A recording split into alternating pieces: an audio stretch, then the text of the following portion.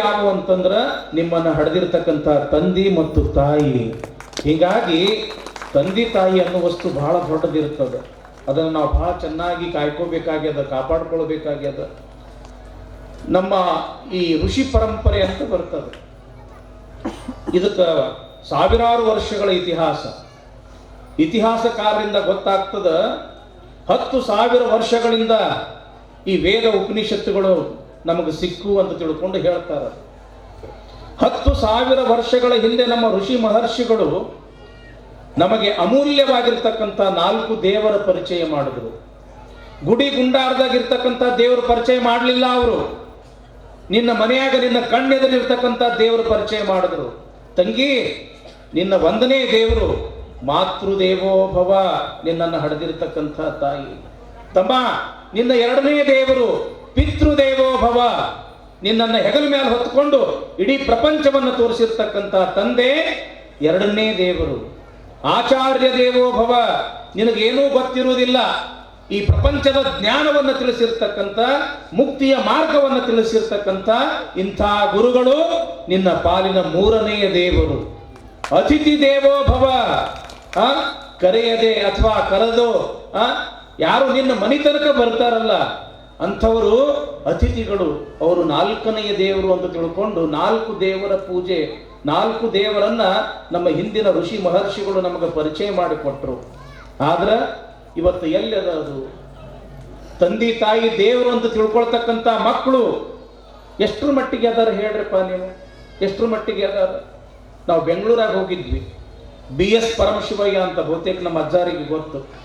ಆ ಭಾಗದೊಳಗೆ ನಮ್ಮ ಸಮಾಜದ ಒಬ್ಬ ಲೀಡರ್, ಅವರು ಮುಖ್ಯಸ್ಥರು. ಅಪ್ಪವರ ನಾವು ಒಂದು ವೃದ್ಧಾಶ್ರಮ ಮಾಡಿವಿ, ನೀವು ಪಾದ ಹಾಕ್ರಿ ಅಂತ ತಿಳ್ಕೊಂಡು ನಮಗೆ ಕರ್ಕೊಂಡು ಹೋದ್ರು. ಅಲ್ಲಿ ನೋಡಿದ್ವಿ ಸುಮಾರು 50ರಿಂದ 60 ಮುದುಕ ಮುದುಕಿಯರು, 70, 80, 90 ವಯಸ್ಸಿನವರು. ನಾವು ಕೇಳಿದ್ವಿ, ಯಾಕ್ರಪ್ಪ ನೀವು ವೃದ್ಧಾಶ್ರಮಕ್ಕೆ ಯಾಕೆ ಬಂದ್ರಿ? ನೀವೇನು ಬಡವರು, ನಿರ್ಗತಿಕರೋ, ನಿಮ್ಮ ಹತ್ರ ಬದುಕಾಕ ಶಕ್ತಿ ಇದ್ದಿದ್ದಿಲ್ಲೋ? ಯಾಕೆ ನೀವು, ನಿಮ್ಗೆ ಮಕ್ಕಳು ಯಾರೂ ಇದ್ದಿದ್ದಿಲ್ಲೋ, ಮೊಮ್ಮಕ್ಕಳು ಯಾರೂ ಇದ್ದಿದ್ದಿಲ್ಲೋ, ನೀವು ಇಲ್ಲಿ ಯಾಕೆ ಬಂದ್ರಿ ಅಂತ ನಾವು ಕೇಳಿದಾಗ ಅವರು ಕಣ್ಣೀರು ಹಾಕುವಂತ ಹೇಳಿದ್ರು. ನಾವು ಅಪಾರ ದೊಡ್ಡ ಶ್ರೀಮಂತರಪ್ಪ, ನಾವು ಯಾರೂ ಬಡವರಲ್ಲ. ಮಕ್ಕಳದಾರ, ಮೊಮ್ಮಕ್ಕಳದಾರ, ಮಕ್ಕಳು ಡಾಕ್ಟರ್ ಅದಾರ, ಇಂಜಿನಿಯರ್ ಅದಾರ, ವಕೀಲರದಾರ, ದೊಡ್ಡ ದೊಡ್ಡ ಉದ್ಯೋಗಪತಿಗಳದಾರ, ವ್ಯಾಪಾರಸ್ಥರದಾರ. ನಮ್ಮನ್ನು ಸಾಕಾಗುವುದಿಲ್ಲ ಅಂತ ತಿಳ್ಕೊಂಡು ನಮ್ಮನ್ನು ವೃದ್ಧಾಶ್ರಮದೊಳಗೆ ಬಿಟ್ಟು ಹೋಗ್ಯಾರ ಅಂತ ತಿಳ್ಕೊಂಡು ಪಾಪ ಅವರು ಕಣ್ಣೀರು ತಂದ್ರು, ತಂದೆ ತಾಯಿ ಕಣ್ಣೀರು ತಂದ್ರು. ಆದ್ರೆ ಒಂದು ಸಮಾಧಾನ ನಮ್ಗೆ ಏನ್ ಅನಿಸ್ತು ಅಂತಂದ್ರ, ಯಾವ ರೈತನೂ ಕೂಡ ತನ್ನ ತಂದೆ ತಾಯಿಗಳನ್ನ ವೃದ್ಧಾಶ್ರಮಕ್ಕೆ ಬಿಟ್ಟಿರಲಿಲ್ಲ. ಇನ್ನು ಏನಾದ್ರೂ ಕೂಡ ಒಂದಿಟ್ಟು ಧರ್ಮ ಅನ್ನೋದು ಉಳಿದದ ಅಂತಂದ್ರ ನಮ್ಮ ರೈತರ ಹತ್ರ ಉಳಿದದ, ನಮ್ಮ ಇಂಥ ಹಳ್ಳಿಗಳಲ್ಲಿ ಉಳಿದದ. ನೀವು ದೊಡ್ಡ ದೊಡ್ಡ ಪ್ಯಾಟ್ಯಾಗ ಹೋದ್ರಿ ಅಂತಂದ್ರ ತಂದೆ ತಾಯಿನ ನೋಡೋರಿಲ್ಲ. ದೊಡ್ಡ ದೊಡ್ಡ ಲಕ್ಷಾಧೀಶರಲ್ಲ, ಅವರು ಕೋಟ್ಯಾಧೀಶರು. ಅವ್ವ ಅಪ್ಪನು ನೋಡಕ್ ಆಗೋದಿಲ್ಲ ಅಂತ ತಿಳ್ಕೊಂಡು ವೃದ್ಧಾಶ್ರಮದೊಳಗೆ ಬಿಟ್ಟು ಬರಾಕತ್ತಾರ. ಯಾವ ದೇಶದೊಳಗೆ ತಾಯಿನ ದೇವರು, ತಂದೆನೇ ದೇವರು ಅಂತ ಪೂಜೆ ಮಾಡ್ತಕ್ಕಂಥದ್ದು, ಇವತ್ತು ಅಂಥ ದೇಶದೊಳಗೆ ತಂದೆ ತಾಯಿ ಅಂತಂದ್ರೆ ಭಾರ, ತಂದೆ ತಾಯಿಗಳು ಅಂತಂದ್ರೆ ಪೀಡೆ ಅಂತ ತಿಳ್ಕೊಳ್ತಕ್ಕಂಥ ಮಕ್ಕಳು. ನಾವು ಜೈಪುರಕ್ಕೆ ಹೋಗ್ತಕ್ಕಂಥ ಸಂದರ್ಭ, ಇಲ್ಲೇ ಪಕ್ಕದೊಳಗೆ ಮುನವಳ್ಳಿ ಅದ, ಕೇಳಿರಲಿಲ್ಲ ಹೆಸರು? ಆ ಮುನವಳ್ಳಿ ಒಬ್ಬರು ಅಜ್ಜಾರ ಅದಾರ, ಸೋಮಶೇಖರ ಮಠದ ಅಜ್ಜಾರ. ಅಪ್ಪ ಅವರು, ಅವ್ರ ಮೇಲೆ ಬಹಳ ಪ್ರೀತಿ. ಅವರು, ನಾವು ಕಮ್ಮತಿಗೆ ಸ್ವಾಮಿಗಳು, ಅಮೀನಗಢ ಸ್ವಾಮಿಗಳು ಜೈಪುರಕ್ಕೆ ನಡೆದಿದ್ವಿ. ಇಲ್ಲಿ ಹೆಂಗೆ ಅಜ್ಜನ ಮೂರ್ತಿ ಮಾಡಿರಲ್ಲ ನೀವು, ಸಂಗಮೇಶನ್ ಅಜ್ಜನ ಮೂರ್ತಿ ಮಾಡಿರಲ್ಲ, ಅಂಥ ಮೂರ್ತಿ ಮಾಡ್ಸಕ್ಕೆ ನಡೆದಿದ್ವಿ. ಬೆಂಗಳೂರಿಗೆ ಹೋದ್ವಿ. ಆ ಏರ್ಪೋರ್ಟ್ ಒಳಗೆ ಹೋಗ್ಬೇಕು ಅನ್ನೋದ್ರೊಳಗಾಗಿ ಒಬ್ಬ ಮುದುಕಿಗೆ ಒಬ್ಬ ಹುಡುಗ ಹಂಗೆ ಕಾಲಿನಿಂದ ಹಿಂಗೆ ಒದಿಯಕತ್ತಾನ, ದೂಕಾಕತ್ತಾನ. ನಾನು ಬಿಟ್ಟು ಹೋಗ್ಬೇಡ ಅಂತ ತಿಳ್ಕೊಂಡು ಒಂದೇ ಸೌನಕ್ಕಿಂತ ಆ ಹುಡುಗನ ಕಾಲಿಗೆ ಬೀಳಕತ್ತಾಳ ಆ ಮುದುಕಿ. ಅವ ಒದಿಯುದು ನೋಡಿ, ಬೈಯುದು ನೋಡಿ ನಾವು 4 ಮಂದಿ ಸ್ವಾಮಿಗಳು ಹೋಗಿ ಆ ಹುಡುಗಿನ, ಆ ಮುದುಕಿನ ಬಿಡಿಸ್ಕೊಂಡು, ಯಾಕೆ ಮುದುಕಿ ಅಜ್ಜಿ ಇವ ಯಾಕೆ ಒದೆಯಕತ್ತಾನ, ಏನು ಕಳತನ ಗಿಳತನ ಮಾಡಿ ಏನು ಅಂತ ತಿಳ್ಕೊಂಡು ನಾವು ಕೇಳಿದ್ರ ಆ ಮುದುಕಿ ಕಣ್ಣೀರು ಹಾಕುವಂತ ಹೇಳ್ತು, ಅಲ್ಲ ಸ್ವಾಮಿಯಾರ, ನಾವ್ ಯಾಕೆ ಕಳತನ ಮಾಡ್ಬೇಕ್ರಿ, ಮತ್ತೆ ಯಾಕೆ ಒದೆಯಕತ್ತಾನ, ಅವ ಬೇರೆ ಯಾರು ಅಲ್ರಿ, ನಾನ ಹಡದ ಮಗ ರೀ ಅಂತ ಹೇಳಂದ್ರು. ನೀನ ಹಡದ ಮಗ ಇದ್ದ ನಿನಗೆ ಯಾಕೆ ಓದಿಯಕತ್ತನಮ್ಮ ಅಂತ ನಾವು ಕೇಳಿದ್ವಿ. ಯಪ್ಪ ಇವ ಬಹಳ ಸಣ್ಣವಿದ್ದ, ಇವ್ರ ಅಪ್ಪ ಸತ್ತ, ಇವ್ರ ಮನೆಯಾಗ ಕೂಲಿ ನಾಲಿ ಕಸ ಮುಸ್ರಿ ಮಾಡಿ ನಾನು ಇವನಿಗೆ ಸಾಕಿ ದೊಡ್ಡವನಾಗಿ ಮಾಡಿ MBA ಮಾಡಿಸಿದ್ನಿ. ಇವತ್ತು ನೌಕರಿಗೆ ಹತ್ಯಾನ, 1 ಲಕ್ಷ ರೂಪಾಯಿ ಪಗಾರ ಅದ. ಮತ್ತು 1,00,000 ಪಗಾರ ತಗೊಳ್ತಕ್ಕಂಥ ಕನ್ಯಾನ ನೋಡಿ ಮದುವೆ ಮಾಡಿಸ್ನಿ. ಇಬ್ರು, ಇವನಿಗೆ 1,00,000, ಆಕಿಗೆ 1,00,000. ಹೋದ ತಿಂಗಳು ಆಕಿಗೆ ಮುಂಬೈಗೆ ಟ್ರಾನ್ಸ್ಫರ್ ಆಗ್ಯದ. ನಾ ಮುಂಬೈಗೆ ಹೋಗ್ತೀನಿ ಅಂತ ತಿಳ್ಕೊಂಡು ನಡೆದಾನ.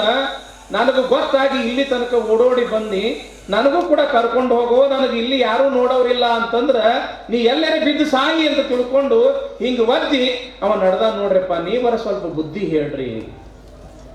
ಯಾವಾಗ ಆ ಮುದುಕಿ ಹಿಂಗಂದಳು ಸಿಟ್ಟು ಬತ್ ನೋಡ್ರಿ ಆ ಹುಡುಗ.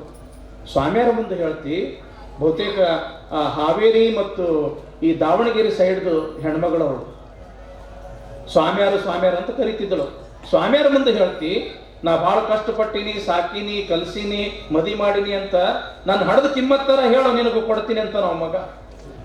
ಅವ್ರವ್ಗಂತಾನ, ನಾನು ಹಡದ ಕಿಮ್ಮತ್ತರ ಏನು ಕೇಳು, ಕೊಡ್ತೀನಿ. ಕಿಮ್ಮತ್ತು ಕಟ್ಟಕ್ಕಾಕೈತ್ರಿ ಅವ ತಾಯಿದು. ತಾಯಿ ಕಿಮ್ಮತ್ತು ಕಟ್ಟಕ್ಕಾಗ್ತದೇನು? 7 ಜನ್ಮದಾಗ ಹುಟ್ಟಿ ಬಂದರೂ ಕೂಡ ತಾಯಿ ಕಿಮ್ಮತ್ತು ಕಟ್ಟಕ್ಕಾಗೋದಿಲ್ಲ. ಯಾವಾಗ ನೀನು ಕಿಮ್ಮತ್ತರ ಏನು ಹೇಳು ಕೊಡ್ತೀನಿ ಅಂತ ಹೇಳಂದ, ಆವಾಗ ಮುದುಕಿ ಒಂದು ಮಾತಂತೂ ಅದು ಇಂದಿಗೂ ಕೂಡ ಎದೆಯಾಗ ಹಿಂಗೆ ಚುಚ್ಚದಂಗೆ ಆಗ್ತದೆ ನೆನಪಾತಂತಂದ್ರೆ. ಸ್ವಾಮಿಯರ, ಮಕ್ಕಳಾಗಿದ್ದಿಲ್ಲ ಅಂತಂದ್ರೆ ದುಃಖ ಆಗ್ತದೆ. ಯಾಕೆ?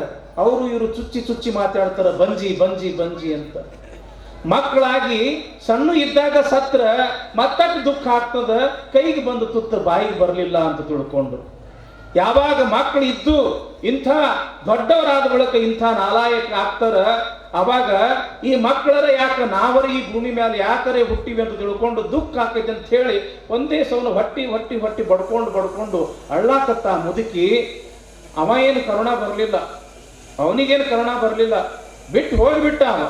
ಮತ್ತು ನಾವು ಸ್ವಾಮಿಗಳು ಕೂಡಿ ಅಲ್ಲಿ ನಮ್ಮೊಬ್ರು ಸ್ವಾಮಿಗಳಿಗೆ ಫೋನ್ ಮಾಡಿ ಅವ್ರ ಮಠದೊಳಗೆ ಆಶ್ರಯ ಕೊಟ್ಟು ನಾವು ಜೈಪುರಕ್ಕೆ ಹೋದ್ವಿ. ನಾವು ಯಾಕೆ ಹೇಳಕತ್ತೀನಿ ಈ ಮಾತಂತಂದ್ರೆ, ತಂದೆ ತಾಯಿ ಪರಿಸ್ಥಿತಿ ಇಲ್ಲಿಗೆ ಬಂದದ.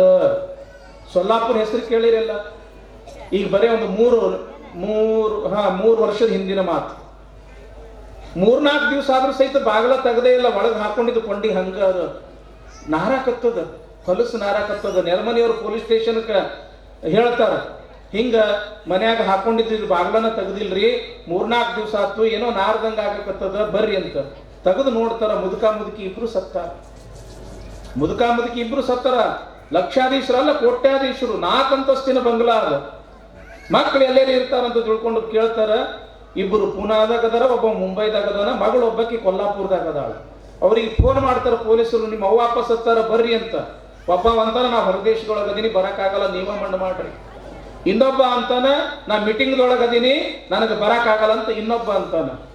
ಇನ್ನೊಬ್ಬ ಅಂತೂ ಅವ ಏನು, ನಮ್ಮಪ್ಪ ನನಗೇನು ಮಾಡಿಲ್ಲ, ಅದ್ರ ಸಲುವಾಗಿ ನಾವು ಬರುದಿಲ್ಲ ಅಂತೇಳಿ ಅವ ಅಂತಾನ.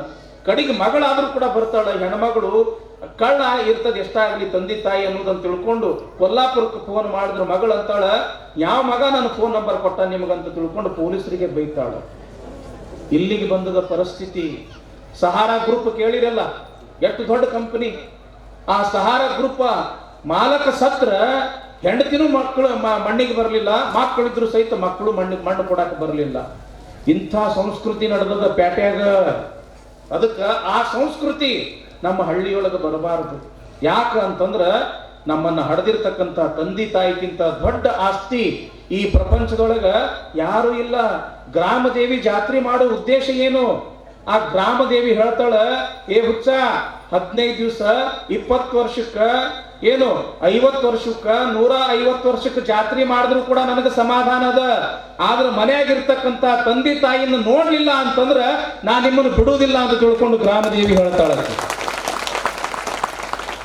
ನಿಜವಾದ ದೇವರು ಅಂತಂದ್ರೆ ನಾನಲ್ಲ, ನಿನ್ನ ಕಣ್ಣೆದುರು ಇರ್ತಕ್ಕಂಥ ನಿನ್ನ ಹಡದ ತಾಯಿ ನಿನ್ನ ದೇವರು. ಗ್ರಾಮದೇವಿ ಏನು ಕಲಿಸಿಕೊಡ್ತಾಳ ಅಂತಂದ್ರ, ಏನು ಹೇಳ್ತಾಳ ಅಂತಂದ್ರ, ಯಾ ದೇವಿ ಸರ್ವಭೂತೇಶು ಮಾತೃರೂಪೇಣ ಸಂಸ್ಥಿತ ನಮಸ್ತಸ್ಯೈ ನಮಸ್ತಸ್ಯೈ ನಮಸ್ತಸ್ಯೈ ನಮೋ ನಮಃ.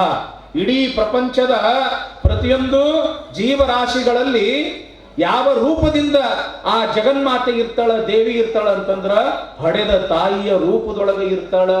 ಅದಕ್ಕ ಇಸ್ಲಾಂ ಧರ್ಮದ ಪವಿತ್ರ ಗ್ರಂಥ ಕುರಾನ್ ಹೇಳ್ತದ, ಸ್ವರ್ಗ ಎಲ್ಲಿ ಆದ್ರೂ ಕೂಡ ಇದ್ದಿದ್ದೇ ಆದ್ರೆ ಅದು ಎಲ್ಲಿದ ಅಂತಂದ್ರ ನಿನ್ನ ತಾಯಿಯ ಪಾದದ ಕೆಳಗಡೆ ಅದ ಅಂತ ತಿಳ್ಕೊಂಡು ಕುರಾನ್ ಹೇಳ್ತದ.